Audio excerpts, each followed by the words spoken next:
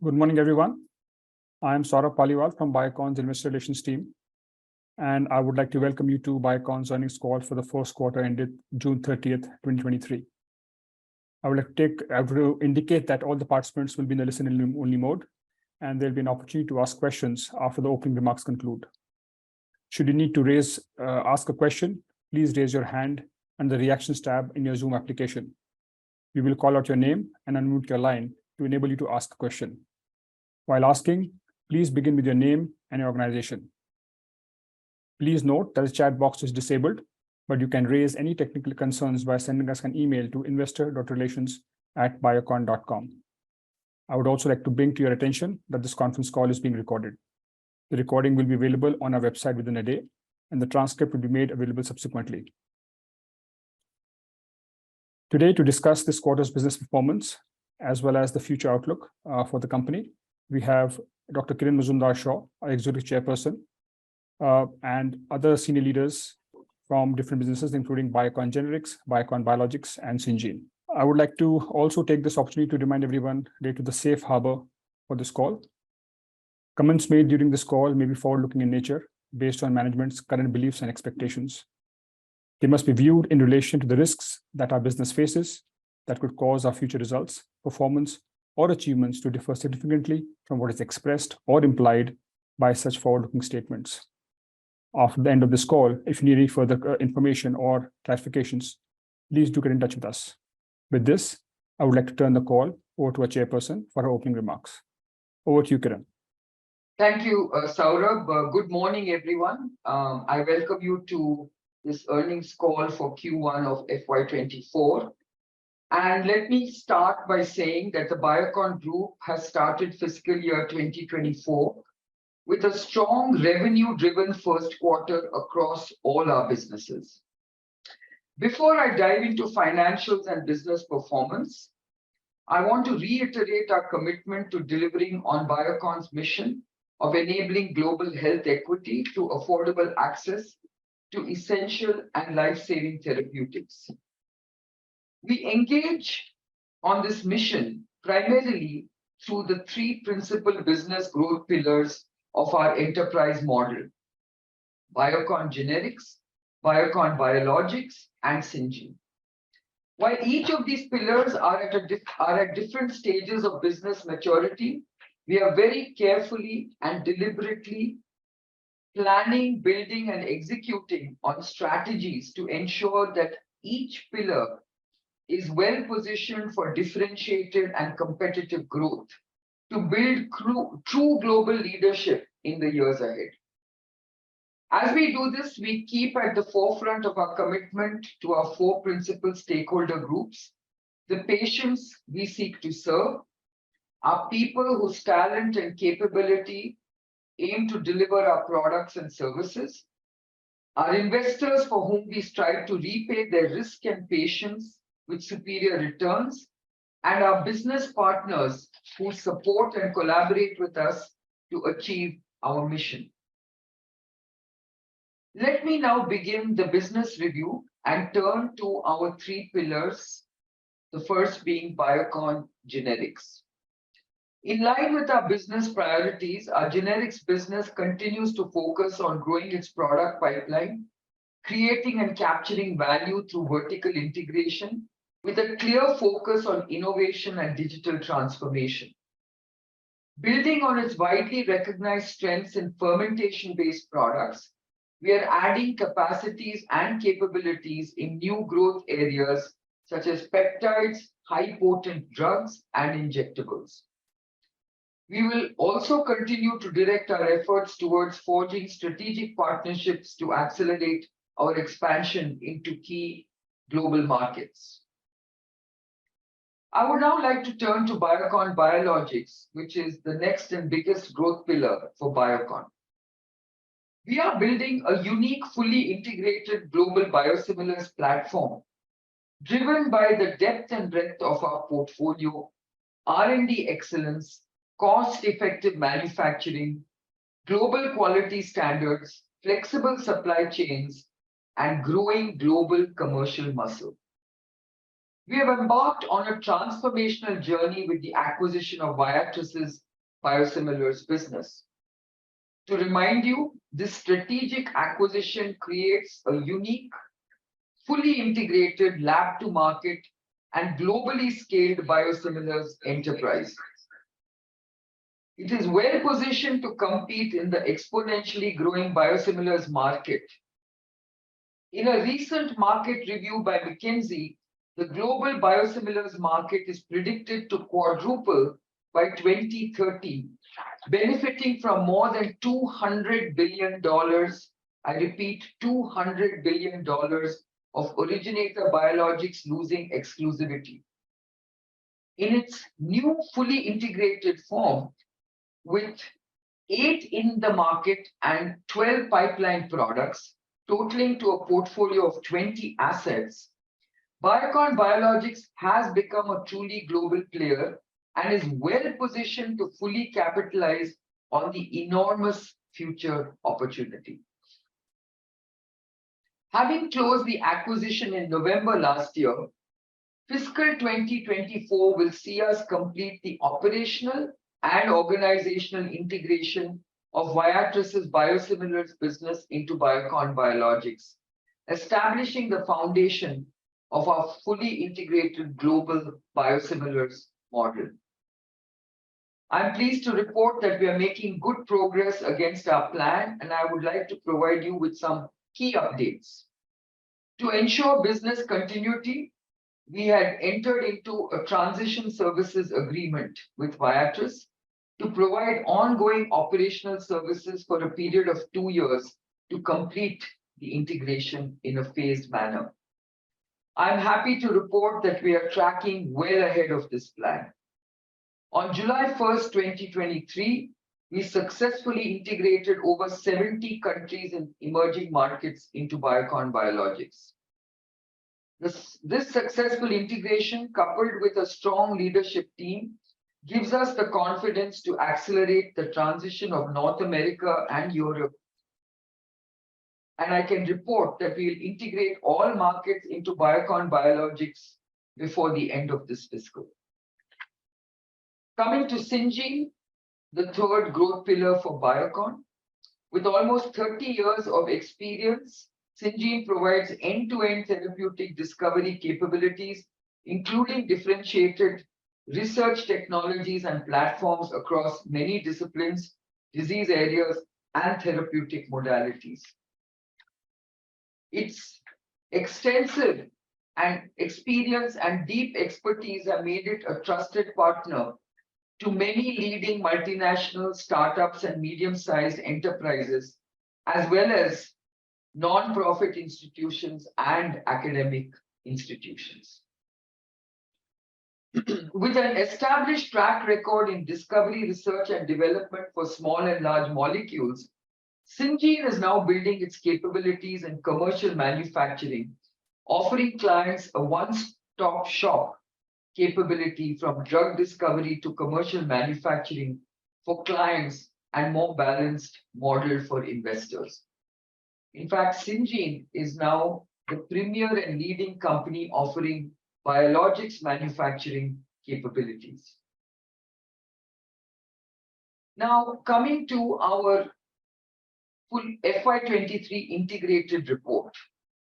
Having reviewed our operational pillars, I would now like to turn to Biocon's ongoing commitment to ESG. Biocon's ESG agenda continues to advance. We engage with our 16,500 strong workforce to make progress towards our ESG focused goals, including building a diverse, equitable, and inclusive workplace. In FY23, we evolved our core growth strategy to integrate environmental, social, and governance factors. Embedding sustainability into our corporate culture and day-to-day operations enabled us to continue developing life-saving medicines in an environmentally and socially responsible manner. Having closed an eventful FY23 on the business as well as the sustainability front, we are proud to have released Biocon's maiden GRI-aligned integrated report. I'm also happy to share that Biocon Biologics has also separately released its first integrated report. I would encourage you to read the reports and provide us with your feedback. Before I discuss the business performance, I would like to start with a board update. I am pleased to welcome Rekha Mehrotra Menon and Nicholas Robert Hager as independent directors on the board of Biocon. Rekha is a leading industry voice on technology-fueled innovation and socio-economic progress. She was a key player in Accenture's growth for nearly 20 years, including over 7 years as chair of Accenture in India. She was the first woman to serve as the chair of NASSCOM. Nicholas has over 30 years of experience in leading and building pharmaceutical and healthcare enterprises. He has held the position of chairman of Zentiva, CEO of Insud Pharma, president of Medicines for Europe, and regional director Sandoz. He is currently the CEO and founder of HealthCube Limited and a non-executive director of Zentiva. I will now present the key financial highlights for Q1 FY24. At the group level, total revenue for the quarter was up 59% year-on-year to rupees 3,516 crores. The Biosimilars segment revenue more than doubled as compared to the previous year on the back of the acquisition of Viatris's Biosimilars business. Research services grew 25%, while generics had a healthy growth of 15%. Core EBITDA, which is the EBITDA before R&D, licensing income, forex, and mark-to-market movement on investments, grew by 42% to rupees 936 crores, representing a healthy core operating margin of 28%. R&D spends for Q1 stood at rupees 315 crores, which is an increase of 117 crores as compared to last year, and corresponds to 12% of revenues ex-Syngene. EBITDA for the quarter was up 69% at rupees 808 crores versus 478 crores last year. EBITDA margin stood at 23% as compared to 22% last year.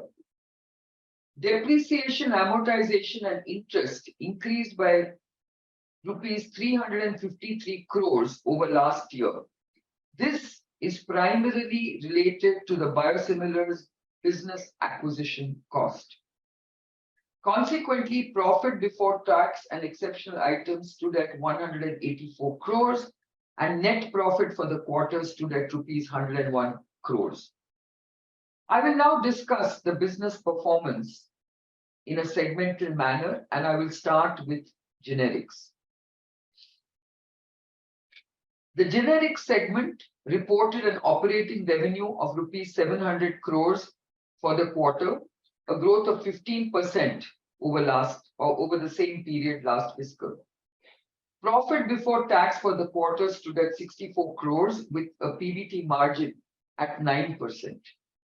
Revenue growth for the quarter was primarily driven by our US generic formulations business, where we have benefited from additional contracts that were secured last quarter.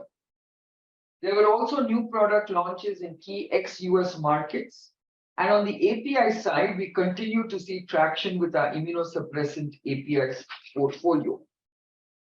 We received one product approval from the US FDA, a tentative approval for lenalidomide capsules indicated for the treatment of multiple myeloma. On the regulatory front, we had a successful outcome of a GMP and pre-approval inspection of the oral solid dosage facility in Bengaluru, which concluded in June with 0 observations. This is in addition to the successful outcome of the Hyderabad API facility's pre-approval inspection in May, reported last quarter. Both inspections are now officially closed by the FDA, and we have received EIRs for them with a no action indicated status. Coming to investments being made for capacity expansion, during the quarter, we broke ground on a new injectable facility at Biocon Park in Bengaluru. This facility will cater to the long-term sterile fill and finish requirements for our generics business.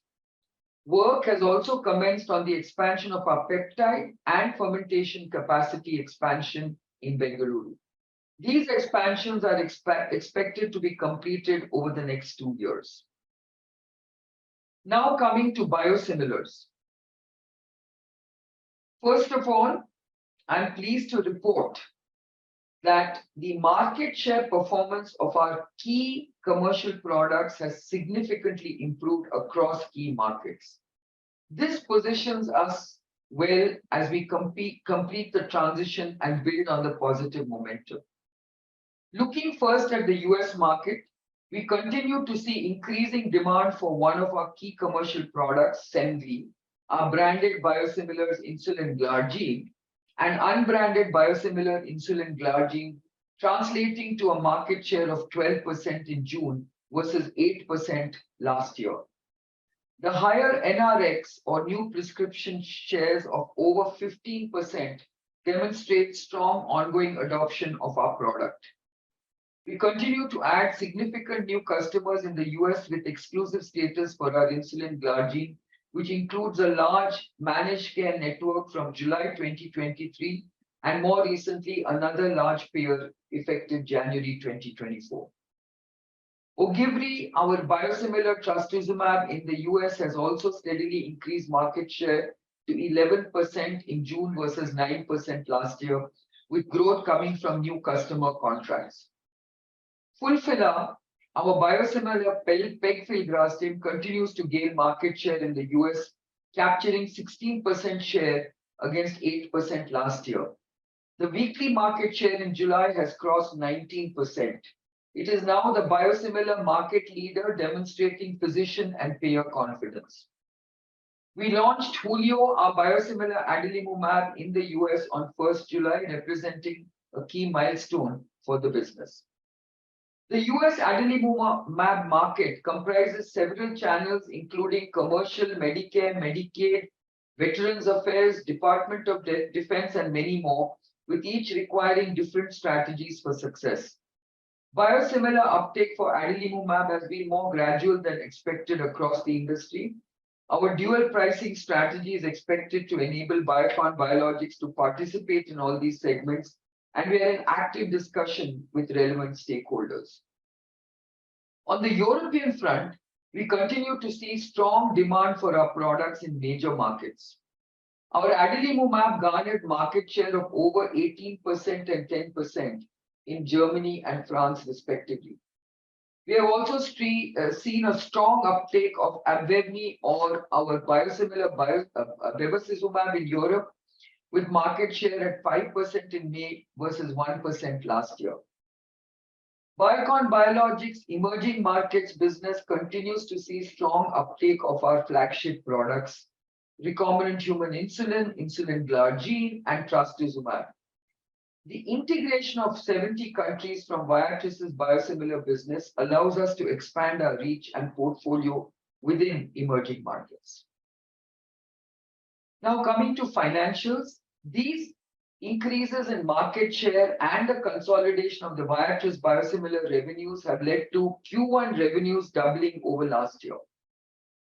On a sequential basis, we have seen revenues remain largely flat at 2,015 crores due to phasing of the tender business in emerging markets and a one-off impact of rebates in the US for our pegfilgrastim. This has translated to a core EBITDA of 513 crores with margins at 28%. It is important to note that in the case of pegfilgrastim in the US, the revenue and margin for the quarter were impacted due to higher rebates based on legacy contracts with select customers, which will normalize in the coming quarters.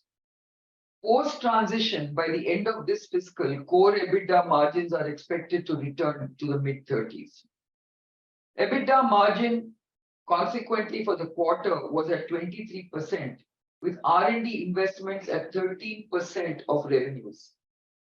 PBT before exceptions stand at 24 crores. Moving on to regulatory issues, Yesafili, our aflibercept was the first biosimilar to receive a positive opinion from EMA's CHMP recommending approval. We are also the first company to receive conditional approval for aflibercept biosimilar from Health Canada, with the final approval linked to ongoing litigation. The clinical trials for biosimilar ustekinumab and denosumab are progressing well, and we are on track for filing by the end of 2023 and 2024 respectively. In July, US FDA conducted 2 CGMP inspection of our Malaysia facility, issuing 6 observations for drug substance and drug product units and 2 observations for the delivery device units. The inspectors did not identify any systemic non-compliance. We have submitted a comprehensive CAPA plan to the agency and expect to resolve this expeditiously. We continue to strengthen our global leadership team as we transition the operations of the acquired business. We have appointed industry veterans Rhonda Duffy as the Chief Operating Officer and David Gibson as Global Head of Business Development. These appointments are in line with our commitment towards operational excellence and focus on new growth opportunities. In summary, we are pleased to see strong uptake in market shares of our products across geographies, with a line of sight on multiple growth catalysts. Our business continues to grow with better performance of our products in existing markets such as Glargine in the US, geographic expansion of our commercial products such as adalimumab, aspart, and bevacizumab, regulatory advancement of our pipeline assets such as aflibercept, ustekinumab, and denosumab. Finally, coming to Syngene. Revenue from operations grew 25% to 808 crores over last year. Reported EBITDA was up 25% to rupees 235 crores, with margins at 28%. Profit before tax was at rupees 123 crores, up 33% over last year. The performance during the first quarter was strong, led by development and manufacturing services, and well supported by discovery services and dedicated centers. During the quarter, Syngene took important steps as part of its strategic priorities. Earlier this month, it announced a deal to acquire a multimodal biologics plant from Stelis that added an additional 20,000 liters of installed manufacturing capacity, along with a high-speed fill and finish facility. The proposed acquisition strengthens Syngene's position as a leading biologics contract manufacturer and development service provider. Finally, Syngene completed the acquisition of additional land in Hyderabad to support the long-term growth ambitions of its research services divisions. Together, these actions reflect meaningful progress on Syngene's strategy to straddle both research and manufacturing services and give it the capacity it needs for the next stage of growth.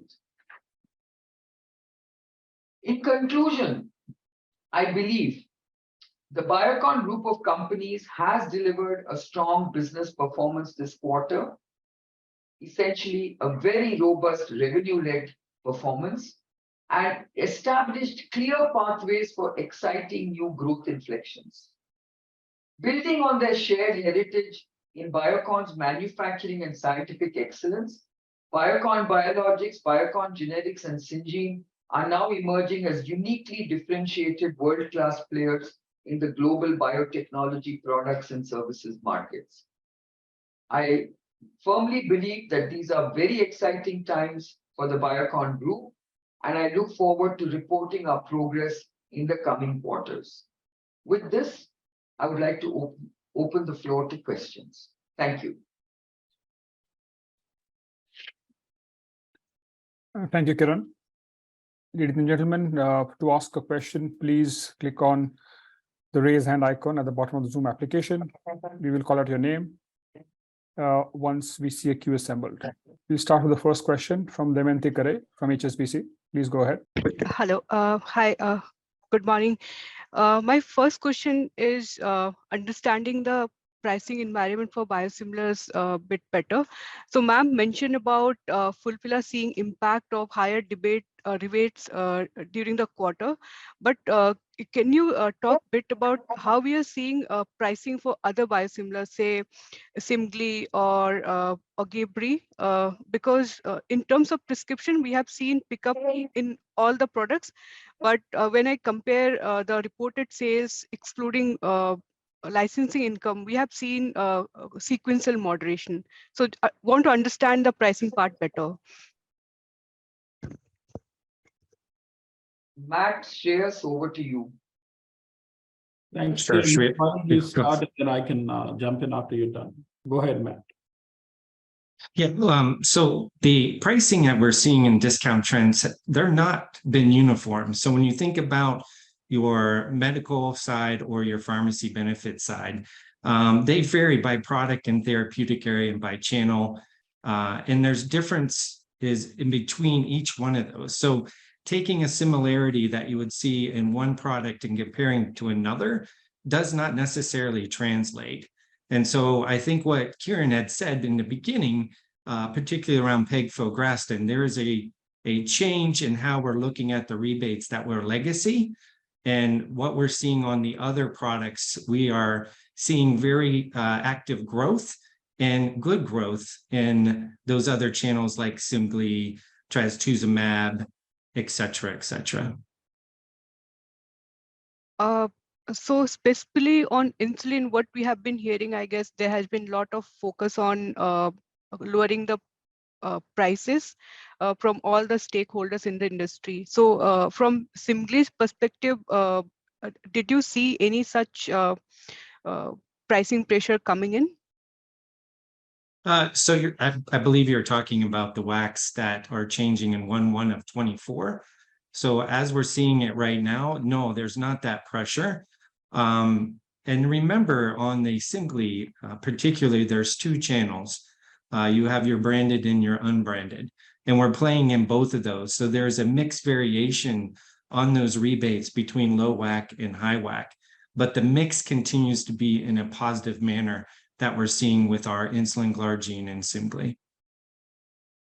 Okay, thanks for your response. My second and last question is, post Julio launch, can you update us on what you're hearing from payers, or what has been their response, and any discussion which is currently ongoing for prices, etc.? And how do you see your share moving up in this particular market?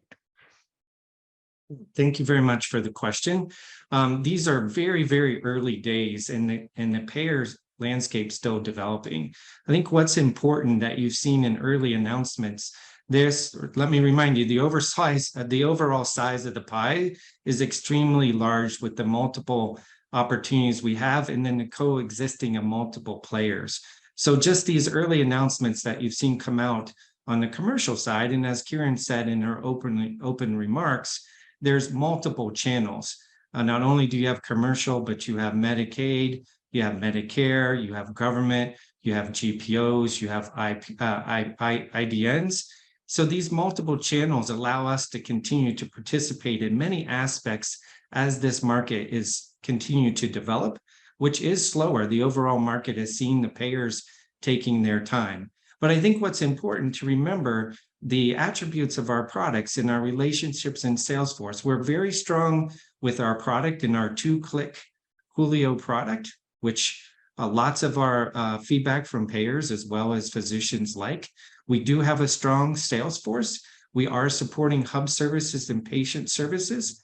And so we're in active discussions with all the payers as this market continues to develop, which you'll see over the next through 2023 and into 2024 as this market continues to develop, and we're well positioned to participate. Okay, thanks, Matt. I'll get back in the queue. Thank you.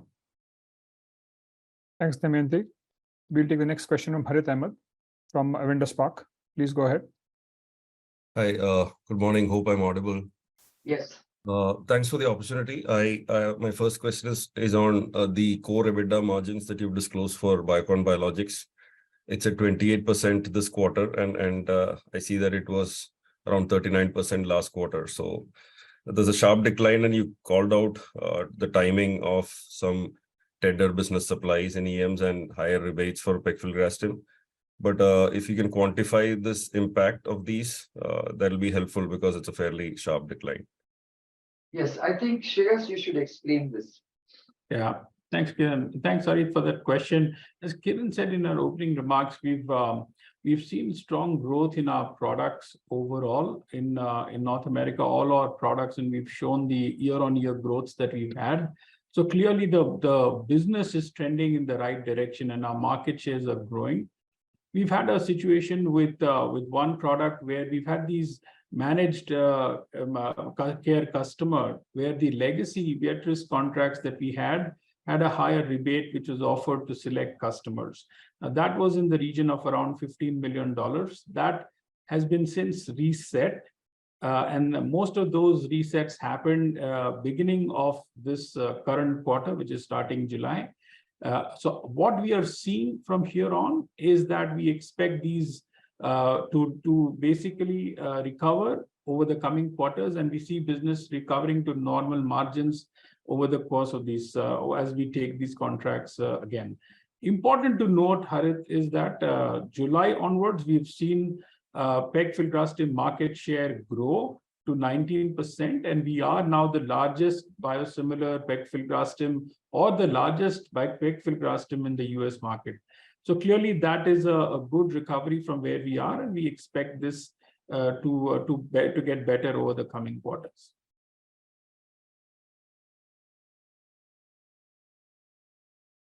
Harit, does that answer your question? Yes, I was on mute. That's helpful.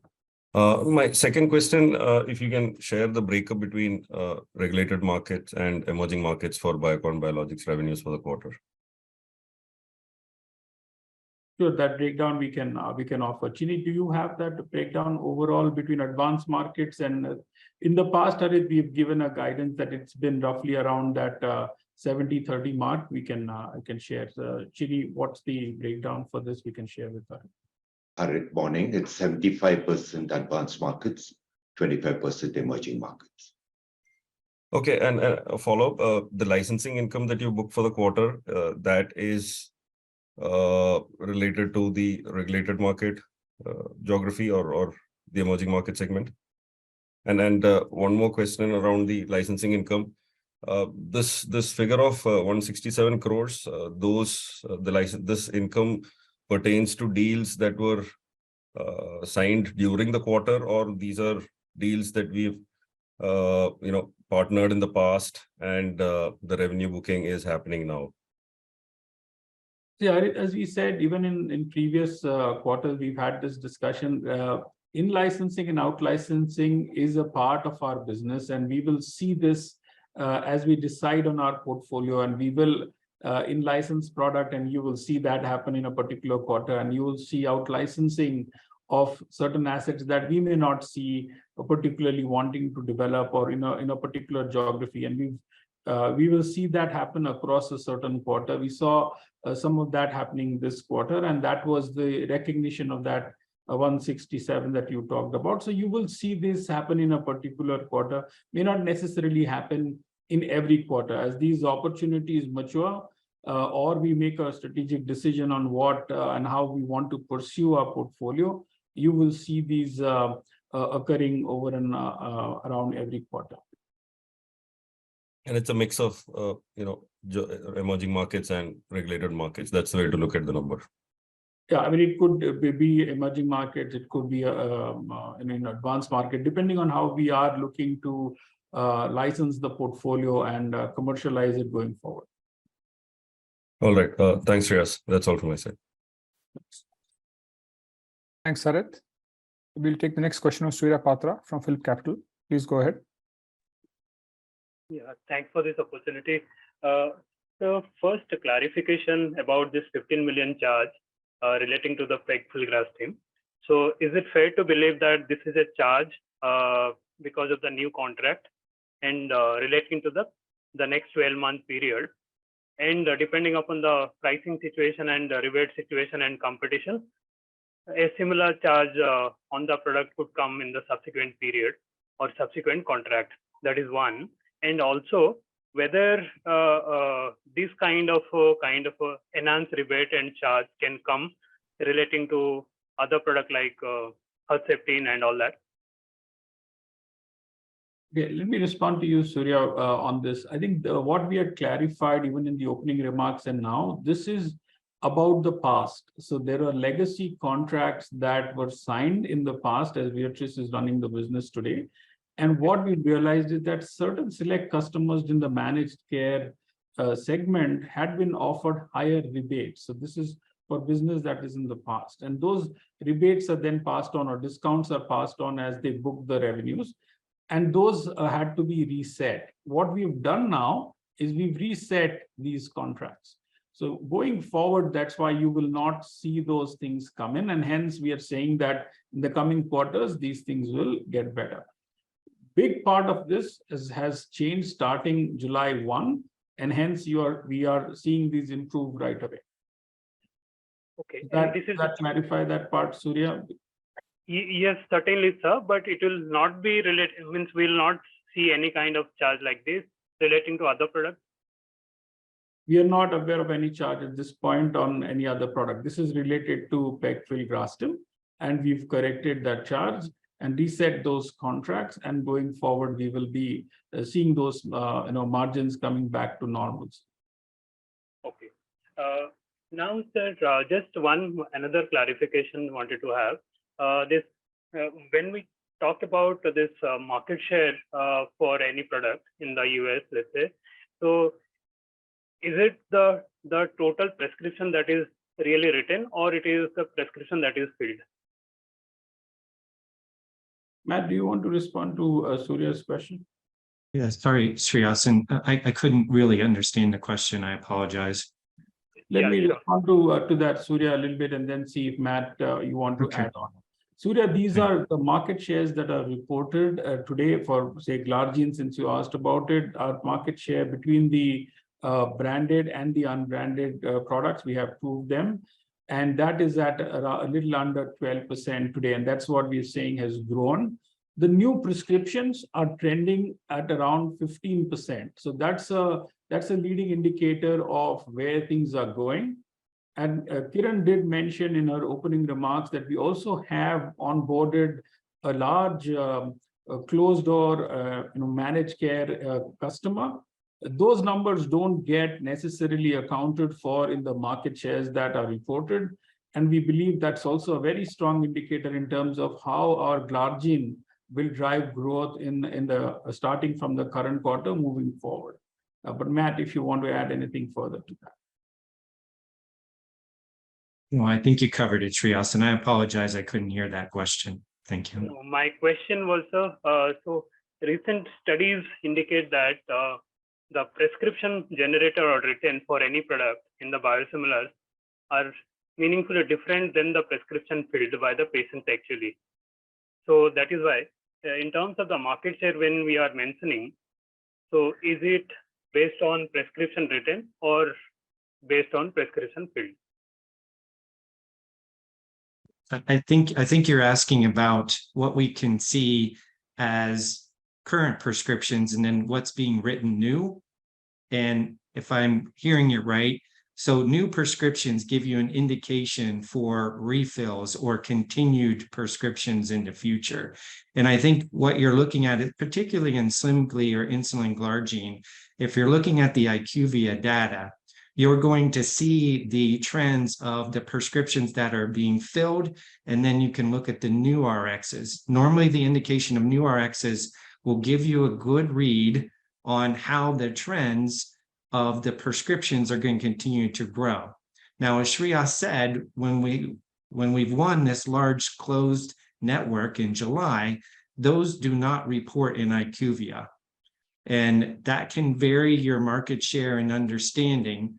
But what we're seeing is growth not only in new RXs, but growth in our partners, which will be closed doors networks, as well as payers.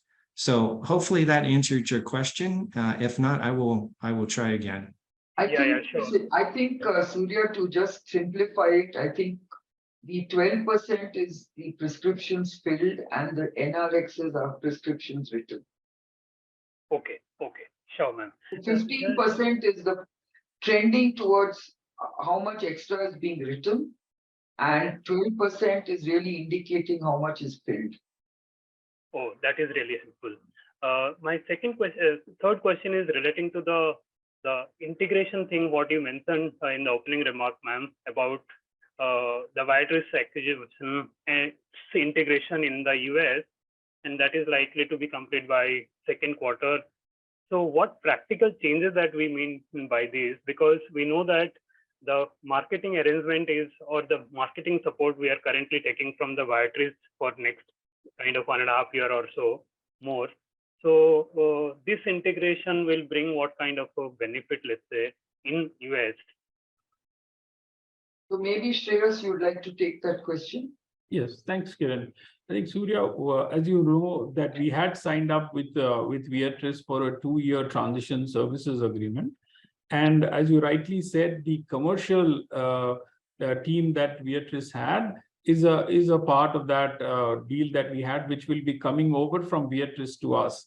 However, the reason we had signed up this 2-year transition services agreement is because there were functions that we needed to get ready outside of commercial so that we can actually run a successful business in the US. And we had given ourselves a 2-year window to be ready with that infrastructure.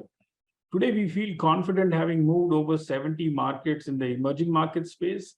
We are feeling quite confident with the leadership that we have put in under Matt's leadership and the other leaders that we've brought on board in the US and in North America and Canada. So we believe that we're in a good place to move the business over to be led by Biocon Biologics by the end of this quarter. And we also have a very good alignment with the team that's coming over from Viatris to us. And that's why we believe that we can accelerate this transition, bringing greater focus to the business that will now be only focused on the biosimilars, which should then benefit what we are trying to achieve as a company. Sure. Yeah. Thank you, sir. Thanks, sir. Thanks a lot. Thank you, Surya. We'll take the next question of Neha Manpuria from Bank of America. Please go ahead. Yeah, thanks for taking my question. My first question is on, I think in the presentation, you made a comment about core margins, going back to the mid-30s by the end of FY24. Based on your comment that, the one-off that we saw in rebates is, whatever, it should normalize. Any reason for why we should see a more gradual improvement in core margins versus a full year guidance of, mid-30 to high 30 margins? Let me, Kiran, you're on mute. Neha, I said before the end of the quarters, end of the fiscal. So I think we expect to see it sooner, but basically I'm guiding for the fact that we have reset the rebates and hope that over the coming quarters we get back to normalcy, as Shreyas mentioned.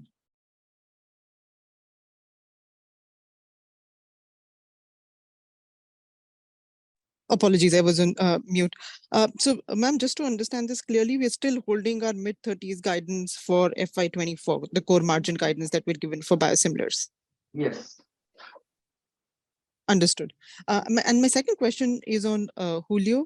Shreyas, based on the contracts that have been announced so far, and given that there's been a more gradual uptake, in the entire Adali biosimilar market, what's your sense on when we can get clarity on how payers think about allocating volumes, and when would we get a better sense on what the opportunity could be for Biocon?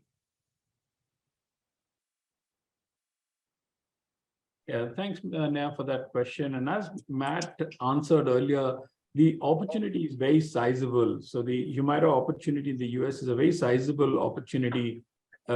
We believe that this decision making will happen over the course of this calendar year. So we should have that clarity on how things will evolve. There are commercial health plans, which will make a decision, which is about, I would say, a part of that business, a large part of the US market.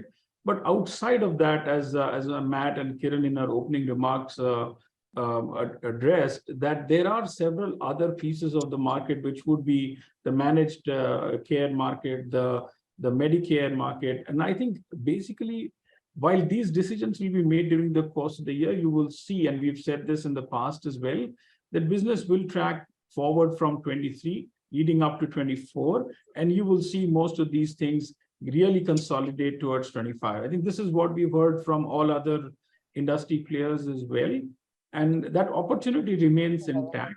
And even from our perspective, we're very well positioned to realize that opportunity, given the kind of product that we've developed, the success that we ride on in the back of what we've achieved in Europe, and the kind of team that we've got, which is very well aligned to commercialize Hulio in the US with the product and the patient service programs that we've got.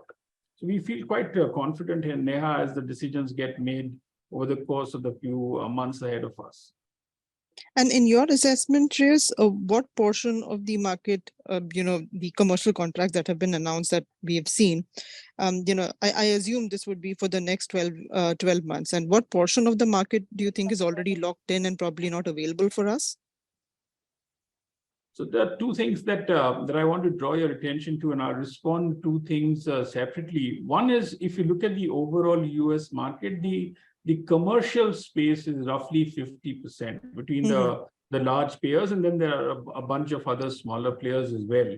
What we've seen made public so far are two commercial players, two large commercial players who've made announcements.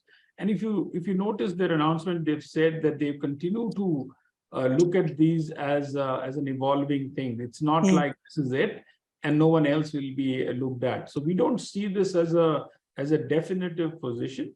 What we see is what is announced at this point is a set of players who've been enrolled on 2 health plans, and we see most of the other things still evolving as we go around. So that's why the commentary that Kiran had, these decisions are still gradual.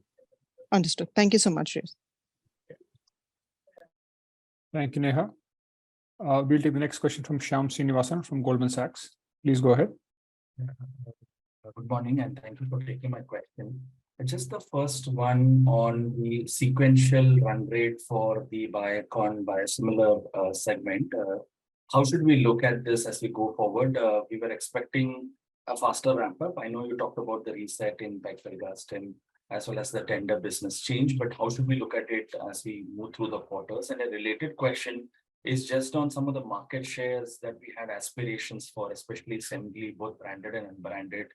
You talked about the fact that MCOs don't get added in. I get that, but the high teens market share that we were talking about earlier, is that something that's still that we can certainly do? So that's the first set of questions. So Shyam, let me answer that by saying that yes, the $15 million impact that we've seen in the rebate on pegfilgrastim has also impacted our top line, as it has impacted our core EBITDA and EBITDA as well. So it has basically run through our financials. So yes, that is the reason why you have not seen an uptick in terms of increased market share. The second thing is, of course, we are very encouraged and confident that our performance in the US and many other markets is showing good growth, and we expect that to translate into both revenue and bottom line growth. So that's what I would say at this point in time, but maybe Shreyas, you'd like to add something. Sure. Thanks, Kiran. I think, Shyam, to your question, on two things I would say. One is maybe also partly responding to what Neha had said. If you were to look at that 15 million, and if you add that back even in the current numbers, I think, like Kiran said, to the revenues and to the core EBITDA, the quality of earnings is already at that mid-30s. So the business that is trending today is already quite strong, both in terms of the revenues that we're looking at and in terms of the margins that it's tending towards. I think where the aspect of the uptick is also expected is in the emerging market side, which As you know, a large part of that business is dependent on tenders. And as Kiran also alluded to in our opening remarks, some of this is going to be different from quarter to quarter. And as you see those tenders realize and effect, you will see those move between quarters.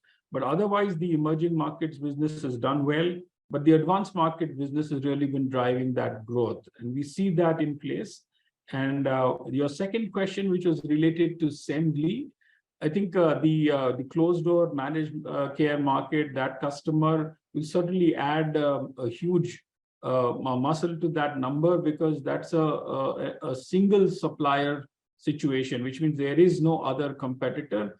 And we are seeing a very high degree of conversion from the incumbent to us. So we expect to see that driving growth for us. We also see that driving market share. And outside of this, Kiran also referred to another large commercial player. So this is the managed care player, but there is also a large commercial player who signed us on. Some of this will sign up towards the beginning of calendar year 24, which will then drive growth for us in the last quarter of this fiscal, Shyam. Shreya, so is there a change to the market share guidance on Semglee? I think that is where I was trying to arrive at. I think we're still tracking to that mid-teens that we had said, Shyam. I don't think we are moving from that just yet. There's no reason for us to think differently. Got it. And just going back to the opening remarks on Hulio and the gradual progress and expectations have been, or rather actual has been slower than expectations, and the ramp up over 23, 24, 25. Just want to understand your experience in Europe. Some of the numbers that you're sharing for Germany or France are pretty good numbers. So do you think that is something that over time gets replicated in the US, or you think the dynamics are very different? So that was my second question. Matt, would you like to respond? And then... Yeah. Look, thank you for recognizing Europe as being very strong, and I agree with you. What we're seeing there is good, strong, steady growth. And as we go through this integration, as Kiran talked about, and fully transitioning away from Viatris by the end of the year, I see that continue to grow, because we are going to have that 100% focus, and we'll be able to drive additional Adali built off of a great base of what we're already doing in Germany and France and Belgium, and then taking that into expanding that focus into other European countries. So we are very optimistic around maintaining that strong, steady growth in Europe and maintaining our lead positions within Europe, France, and then gaining traction in other countries within the European Union. Helpful. Last question is for Siddharth. Just on the generics business, I think 15% growth. If you can just help us disaggregate that into what is happening in API versus formulation. There's been lots of commentary around the generic pricing improving. I think in your press release talked about new contract wins. So help us walk through that, please, Siddharth. Thank you. Sure, Shyam. So we've seen many new contracts come in the formulations business in the US. We have seen disruption in the US coming from other generic players, and we, as a fully vertically integrated player, especially in the statins and immunosuppressant space, has led us to garner additional market share. I think when you track the IMS for some of the products that we have in the market, it's doing very well. We are getting closer to between 30 and 40% market share in the statins. And soon we expect that we will be able to get additional market share for immunosuppressants. And the bulk of the growth is from formulations, but as I mentioned, that we've also seen a good traction of immunosuppressants API, which continues to be a focus area and a growth driver for us. As far as the pricing is concerned, I think there are mixed trends. We've seen the pricing pressure taper down. We have seen in prices stabilize over the last few months. And we just hope that this trend continues, and at least that way we are able to grow sustainably. So that data point, just the split of generics into API and formulations. Thank you. See, our formulations business actually touched 200 crore this quarter. So out of 700 crores, 200 crores is formulation. and a little over 400 crores is API, and the remaining is other income. Thank you and all the best. Thank you. Thank you, Shyam. We'll take the next question from Parth Shah from Bernstein. Please go ahead. Hi, this is Nitya from Bernstein. Quick one on Glargine, if you can indicate what is the incremental lives covered that you can now address with the new payer coverage wins that you've had?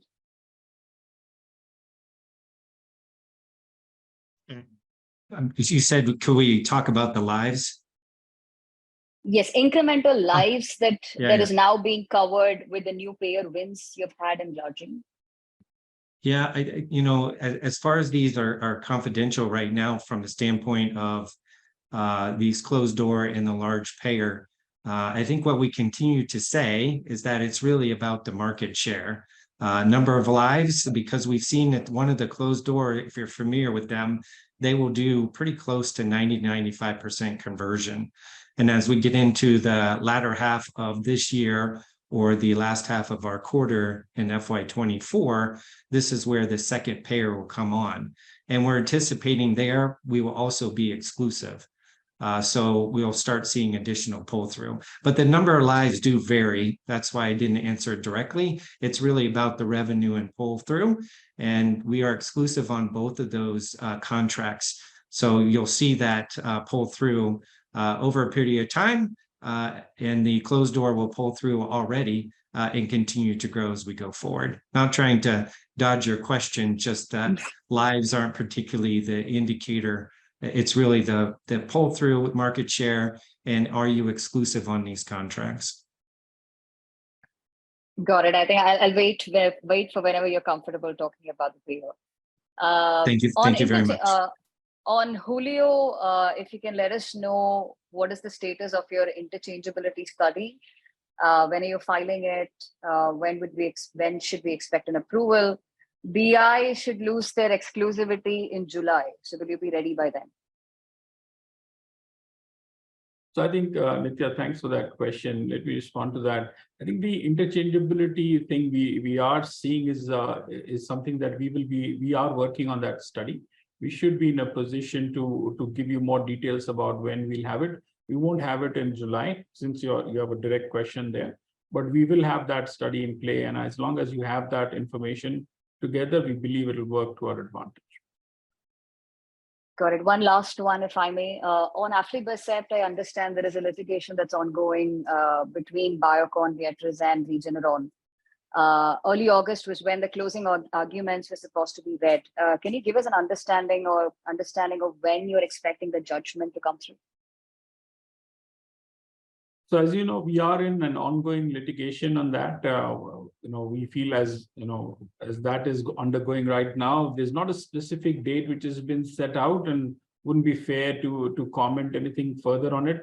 But to say that we remain quite confident and we feel good about how things are progressing. All right, thank you.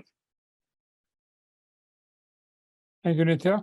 We'll take the next question from Tarang Agarwal from Old Bridge Capital. Hi, good morning. Two questions from me. One, Chini, in terms of accounting, would there be any intersegment sale between the Holdco and Biocon Biologics? If so, what would be the nature of these sales? And second, if you could give us the business-wise CapEx outlook for FY24 between generics, biologics, and Syngene. Thanks. Tarang, most of the sales of Biocon Biologics is to third parties. The 2015 crores, largely third parties. There's very little support services we provide to Biocon Limited or any of the other group companies. On the CapEx, I'll let Indranesh take the group thing, but BBL's CapEx projections for the year is $150 million, largely for the Malaysia expansion, as we're ramping up our insulin capacities. I'll take it for the generics, and maybe Shivaji, you can talk for Syngene. So generics, we will be seeing close to $100 million of CapEx for next year, between 80 to 100. Yeah, thanks, Indranil. And for Syngene, we'll be spending close to $85 million. and close to $50 million of that will be in research business. The rest of it will be in development and manufacturing. Yeah. Thank you. Thank you, Taran. We'll take the next question from Yash Tanna from I Thought Advisory. Go ahead. Good morning. My first question was on Biocon Biologics. So if I see the capital employed, it has grown at a much for the last 2-3 years, grown at a much faster rate versus the profitability, which has led to ROCs coming down for the BBL business. So my question is, in the next 2 to 3 years, do we expect this trend to sort of reverse? Because I believe we are largely done with our expansions and acquisitions, and profitability going ahead should support return ratios. Yes, that is the intent, and that is what we're working towards. Right. And do we have a target number in mind, ma'am, for the next, let's say 3 years down the line? We have internal benchmarks set for the business. So you do know that we are in, we are in the midst of the capacity expansion in Malaysia, and as you know, the sort of payback on that will happen once it's commissioned. And as you know, all these capex projects in the biologics business is a multi-year kind of commissioning process.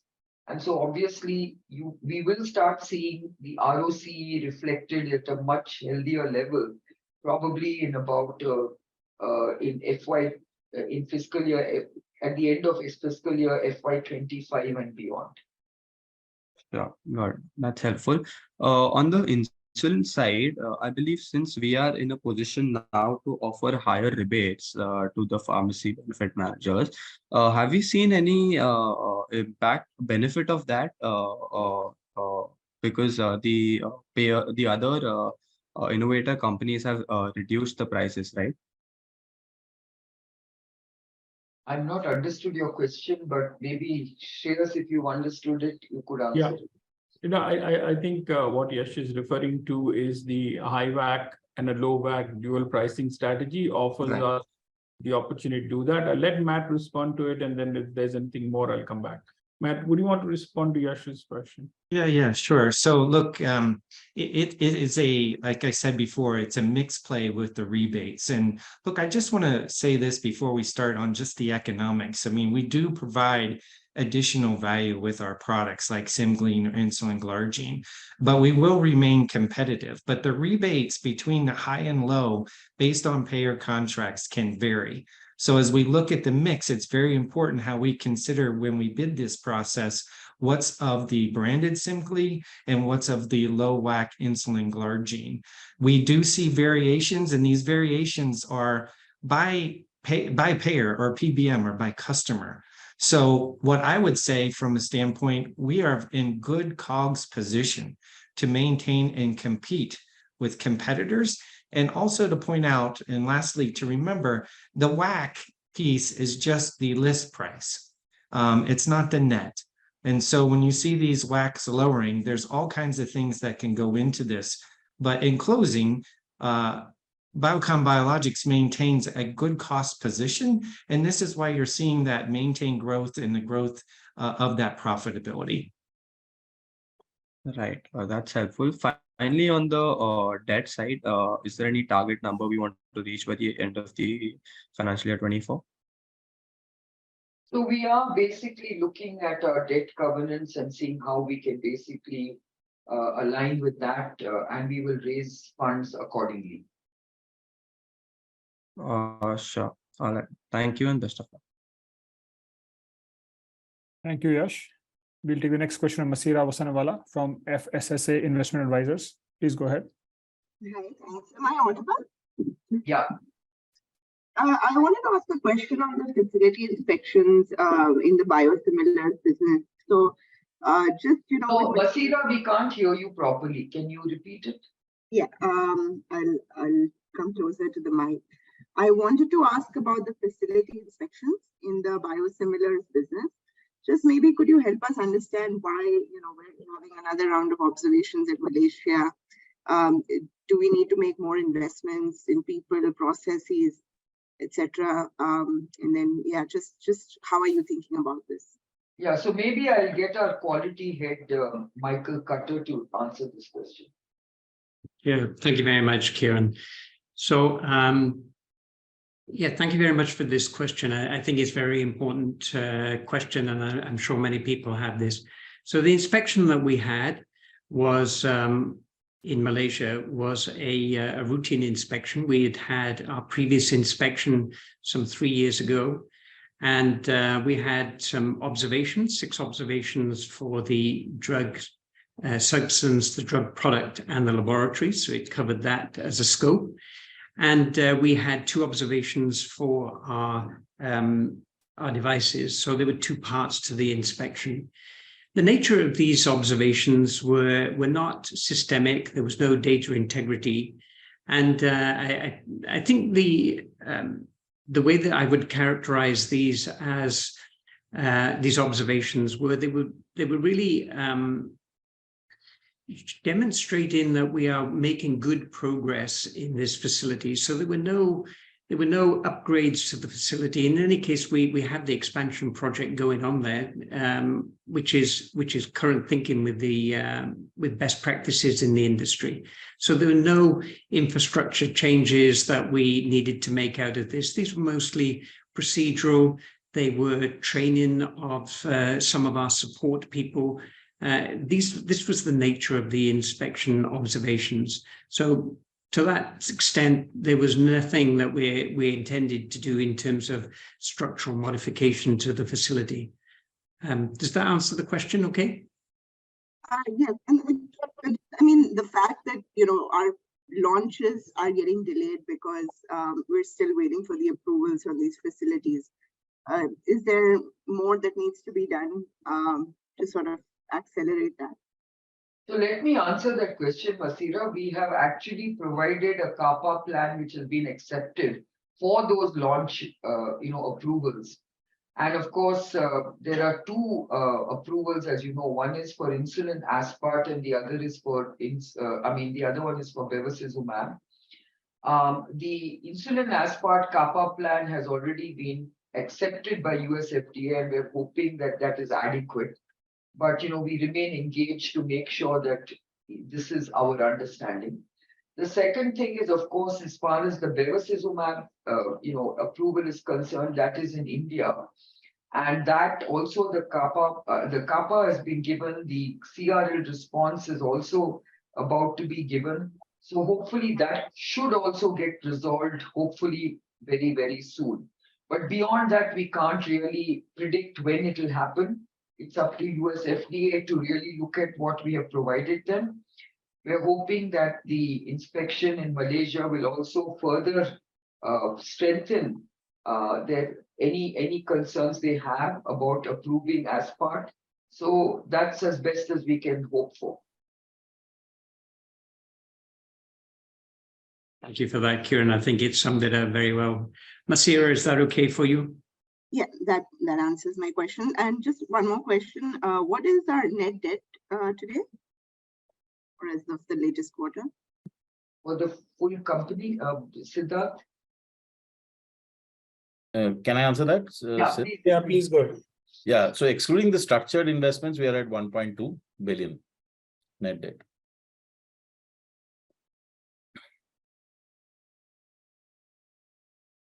Thank you. Thank you, Masira. We'll take the next question from Cinderella Carvalho from JM Financial. Please go ahead. Thanks for the opportunity. Just a little more clarification on aspart and bevacizumab approval. Beva, you mentioned that we got a CRL. Was it related with the plant only that we are responding? Can you please clarify?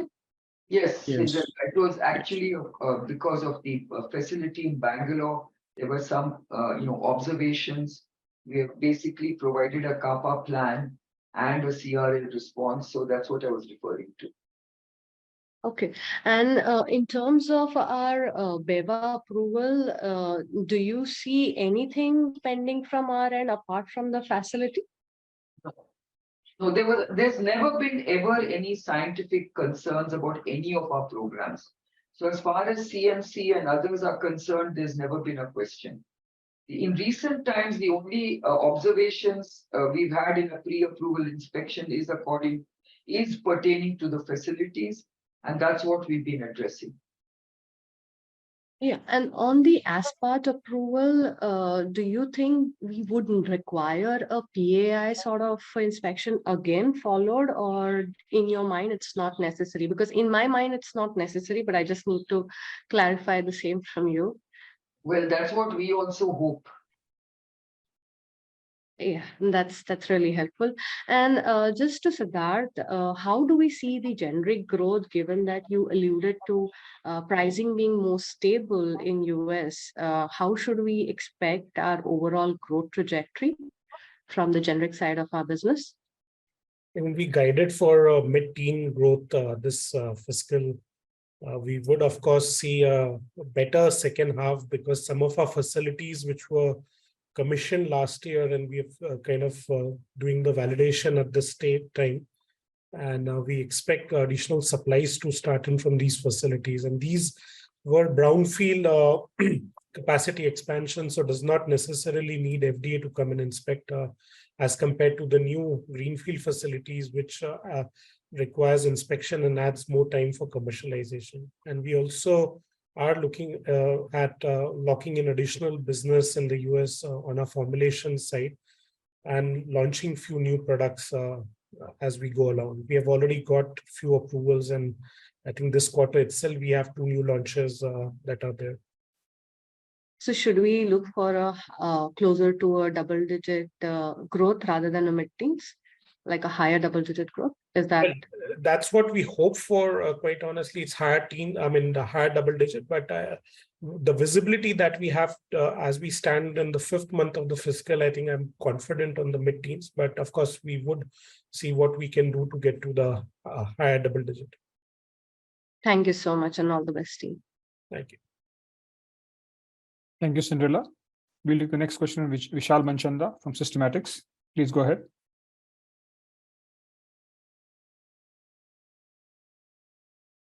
Vishal, please. Thanks for the opportunity. Hope I'm audible. Yeah. My question is on the generic business, on the peptide facility that's going to come up in the first half.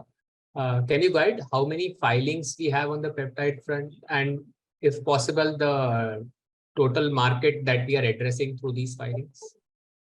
So we have around 15 peptides at various stages of development, of which we have already filed liraglutide in the US, Europe, and many other markets, both the strengths Victoza and Saxenda, and they are being reviewed by FDA as well as the European agency.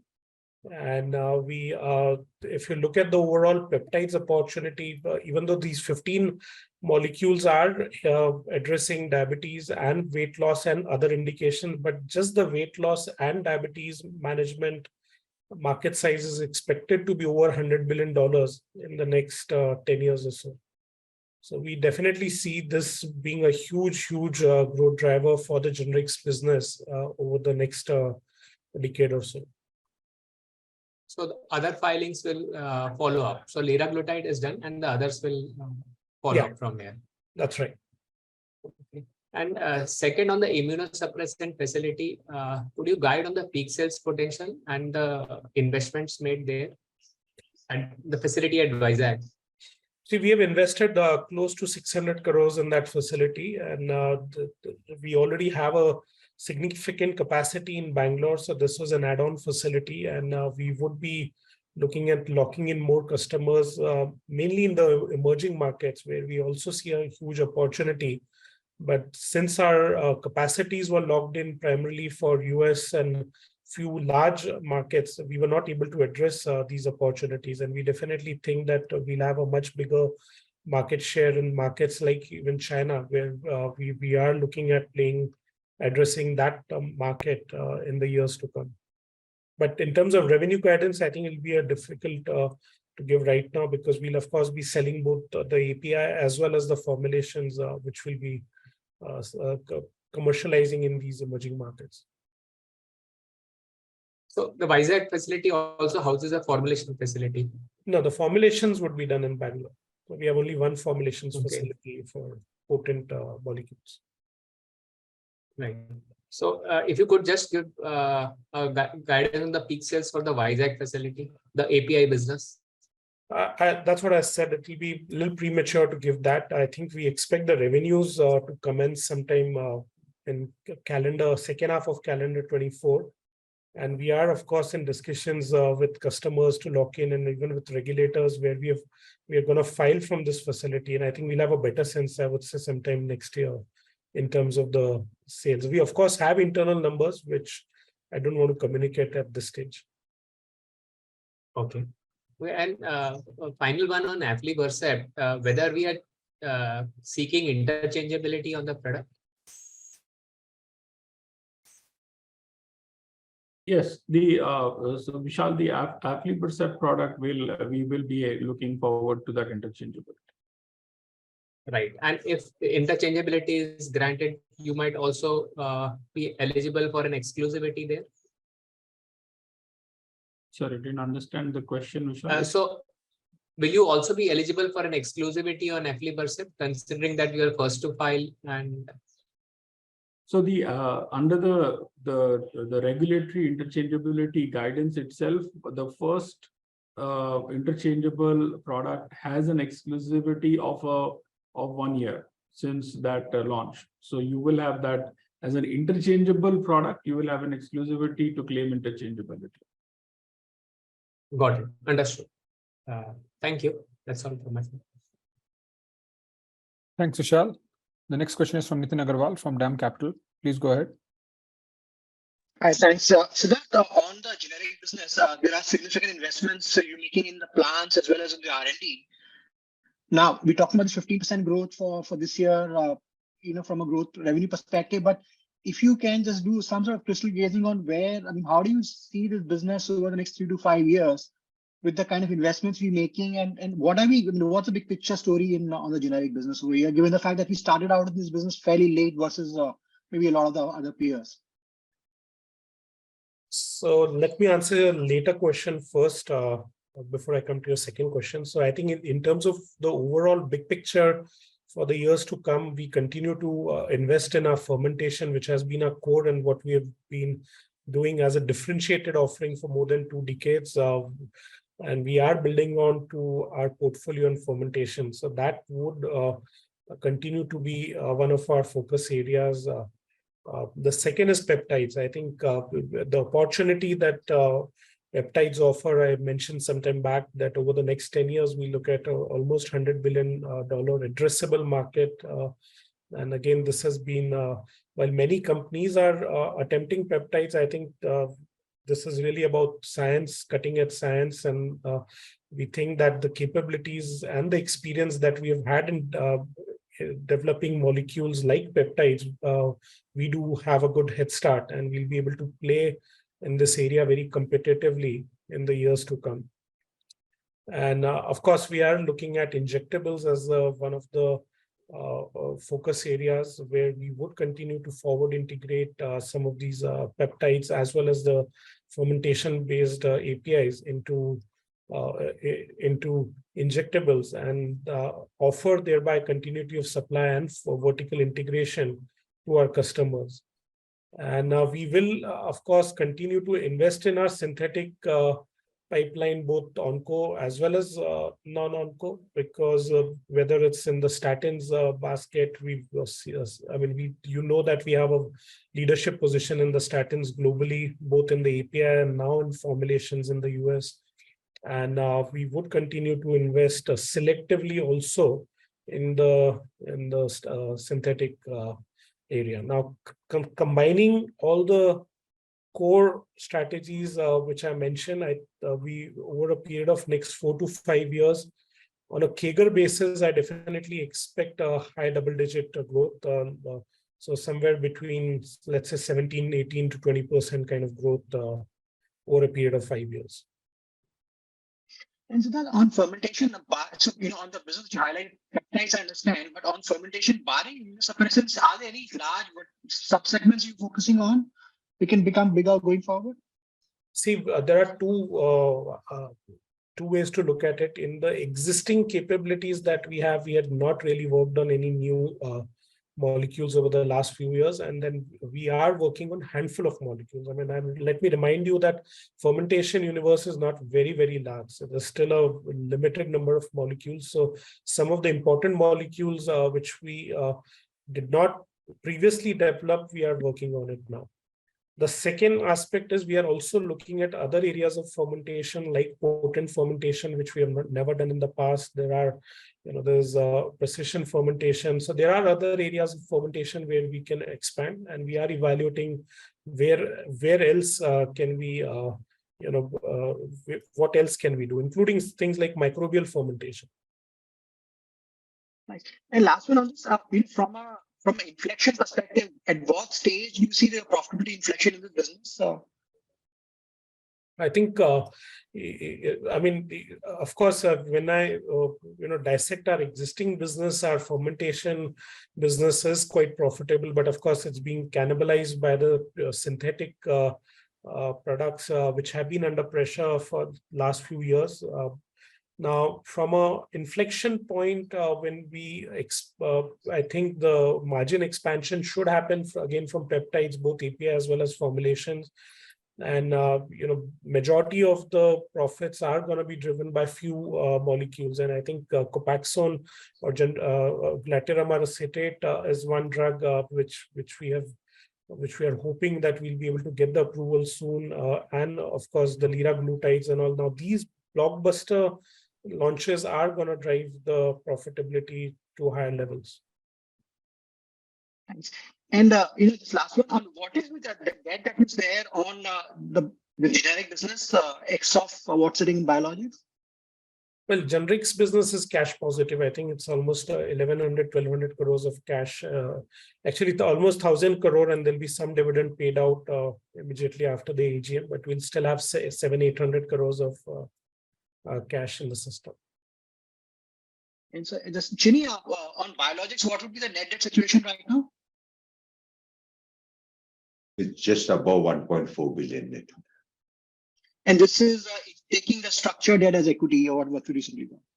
Excluding structured debt. This is the bank debt that we talk about. Okay. And earlier we mentioned something about the covenants. So do the covenants will require us any specific fund infusion during the year or next year? We will calibrate it. Okay. Okay. Thank you. Thanks, Nitin. We'll take the next question from Ishita Jain from Ashika Stockbroking. Hi, good morning. Thank you for taking my question.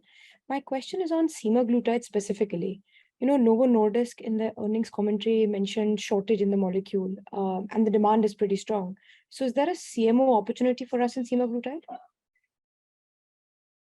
Well, that's for, of course, Novo to decide if they want a CMO. There have been already a couple of filers in the US, so we were not amongst the first to file for semaglutide. We have it under development, and we, of course, expect that we'll be on the 181 day for semaglutide. But at this stage, honestly, we have not explored being a CMO, because typically, that when these innovators look at CMOs, they don't look at competitors. So since we do have a product, a generic product under development, it's unlikely that they will pick any generic player as a CMO. And if at all, then they will bar the generic company to launch their own drugs. So, I mean, Novo is already working with pure play CDMOs or CMOs to manufacture semaglutide. And I think that's what would be more apt for them rather than looking at a generic company.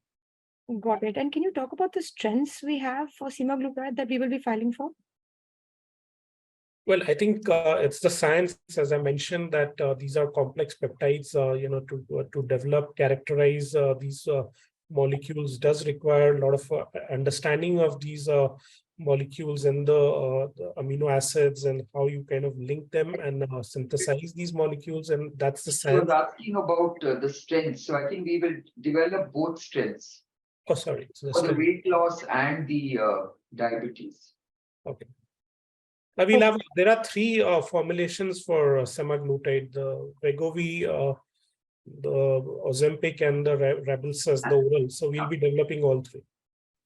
Got it. Thank you so much.